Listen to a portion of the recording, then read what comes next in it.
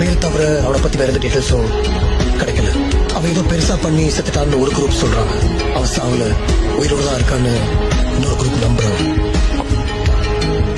பார்த்திபனா இருந்தா 4 பேர் போதும். ஆனா அதுவே லியோவா இருந்தா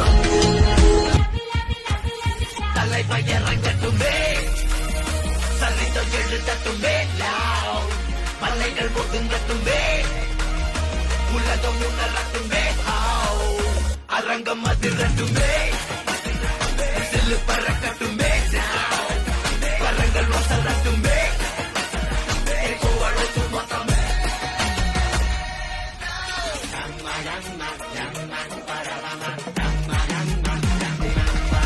உலகம் உணரட்டுமே, அரங்கம் அதிரட்டுமே, சில்லு பறக்கட்டுமே.